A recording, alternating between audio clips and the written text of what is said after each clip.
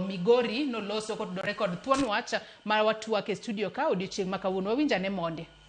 Gi nyinga Luan Robert Joma, ajadak ma Migori ka kendo awuelo jopiny. Ada wacho ni jo Kenya thothwa wiwa wil piyo kabisa.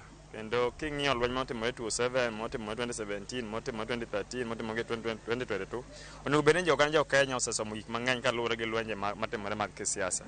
Wacho ni moloyo to wan kaka yudhe tiyo kodwa yo mok owinjore nikech wakoso kama gik manyalo timo. Yudhe tiyo go nikech gikoso kuonde gik ma ginyalo timo machalo tije mamiyo gi yuto. Nikech ng'ama tiyo ok nyal we tije nene odhi weche mag siasa. Koro mano mayiro ka ng'ato yudo siling 300, 200 kata 500 to odhi otimo gimoro nikech jasiasa nosachule nyaka koro tiye pesa ne mochule go nero. Momiyo atemo kwayo jogewa ni kik gibed machiegni gi josiasa, jotendwa manye kaka ginyalo absorb youths kendo gimanye gik manyalo keto yudhe bed busy kaka projects, tije gi mamoko. Nikech ng'ama timo gire ok nyal we gire no ere kodhi e weche mag siasa. Mara adwa ni bon mi ogandawa kata mana jogewa osom gima iluongo ni koko ok ber sama wachomo nieri. King'iyo kama koro wadhi e nieri, lwenje osebedo mag siasa, kech youths are idlers, yani gin joma randa. Koro ka gido kama nyalo choko gi machal mag rombe mag josiasa go eko, ema gidhi gitimo gik moko mok owinjore go eko. Chielo wacho ni propaganda osebedo ka jotelo moko create propaganda ne jowetegi, mago osekelo weche mag tulo. Mar ariyo, jotelo moko tiyo gi youths kech gin idlers ma kana sawacho chien kacha chande. Mar adek kada wacho ni wanyalo temo kech jo Kenya feel ni samoro weche mag by election nonda neno gigi thothne weche mag by elections gi eki. Jo Kenya ne feel ni IBC no can fair. To kwan ng'iyo kata yiero manotimore nyoro Ol Kalau manotimore yo gwenge mag Mount Kenya ka chande. Nono ni IBC no temo tiyo gi gima iluongo ni free and fair election. Ne gitemo tiyo gi election ma oyanga. Ma jo Kenya oredhika kendo naneno ka bende opinzani gi sirikal noredhika gi yiero mane jo IBC otimo. Koro IBC nego wuok otim gima iluongo ni civic education ne jogewa. Ging'is jopiny ratechgi, ging'is jopiny gima gidhi timo, ging'is jopiny program kata mana chenro mar gima gidhi timo godo yiero. Bon mi kikel gima iluongo ni anxiety kata gombo mang'eny kata mana parruok mang'eny e kind jo Kenya. Rombe mag josiasa gi eki obila osebedo ka tiyo gi mbi mang'eny. To wadwa ni bon mi wa create gima iluongo ni civic education ne jogewa, mana puonjruok ne oganda. Sami puonjo oganda e punyo society to ibiro yudo ka gik kama gidok piny kabisa, kata mana securities go kata mana gik machalo mag polise kata mana jorita ngo gin gi ok bi bede.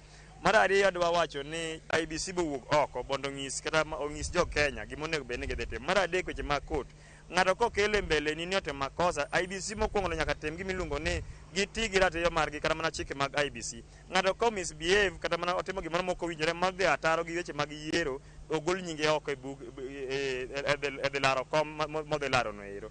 Kik giwe jo Kenya gore gin giwegi nikech koso ng'iso jo Kenya gima onego bed nade gidhi timo. Court bende ng'ato kosa make kotimo gimoro mok owinjore e rombe mag siasa, ong'adne okang' mowinjore mag ang'owa mag chik. Kitweyo twe gi makosa mane otimo nero. Mogik adwa ng'iso josiasa magwa ni kik giti gi thuolo ma jopiny omiyogi e yo mok owinjore, kata giti gi pesa gi mag ng'iewo youths ni ging'iewo ne youths ludhe. Kar ng'iewo negi ludhe no ero ging'iewo negi tije. Adwa wacho ni giti gi thuolo gi mag manyo ne youths magwa tije ma ginyalo timo moloyo kawo luth ni imiyo gine. Mar adek adwa ng'iso weche mag security ni rombe mag josiasa kik kata ng'ata kata mana youth moro amora ting'e luth kata mana silaha ni odhi rombe mag siasa go. Kiwinjo ni ok onego idhi e siasa mar ng'ato kata mana ni ng'ama ne dhi kanyo ero ok en jaherani, onego kik idhi e rombe nego kech mag kelo koko ni ma ng'at ng'ane ma ng'ama inti kama yan jatelo. Mar ariyo, yore mag tiyo gi mbui. Yudhe osebedo ka tiyo gi mbui moko owinjore kendo mag kama thuwe chakore godo gi propaganda mag gikone en jatelo moro gi nying moko owinjore mang johera ne timo nade ka okang' moko owinjore. Wakwayo ni weche mag mbui bende nyaka ng'i, serikal ong'i weche mag mbui. Mar adek, romo moro ma josiasa kik youth moro amora dhiye gi silaha koting'o. Mako yudi giting'o silaha, ting'o monego maki ma soy iye ma penji omiyo ne dhi gi silaha kama romo mar siasa nitiere no ero. Iluonga David Odhiambo. Yiero mosebedo kaka asenenogi, wan kaka jopiny wan mwahinyore. Sama koko wuok komaka itera kucho, sama dhi kanyo jonyuola gi jodalawa ema biro manyo kaka igula. Ng'ama nomiya kedo ne manomiyo samoro koko wuok nikech gimne timo ok nyalo koro ng'iya. Mano miyo hata ok sani atamre ni ok dawuogi kata an ne adhi kedo ne ng'ato ma kiny kosa maka kata hinyora jodalawa modong' gi sida. Luwore kaka yiero osebedo gi kaka aseneno sani, aneno ni mwadhieni dhi bedo maber gimomiyo kuneno yiero ma nyotim nyoro nyotime maler ma thuolo nitiere ma sirikal nyotere polise kacha cha ng'ama nyogigo onge kwe nyotimore makata king'iyo yiero cha ng'ama nyiparo ni ok nyal yombo nyoyombo maler manyiso ni gicha nyotime e yo ma uyanga kacha onge kumoro amoro time e yo ma uyanga manyaka jok manyok sapote koro yudo gini nyotime e yo ma uyanga manyiso ni sani jo IBC tiyo gi kwe tiyo gi adiera mantie gimiyo nokete kanyo ema odhi timo. Lokruok manyalo wacho en kama: wan kaka youth iwacho ni tiyo kodwa to gi sani ok dhi ti kodwa.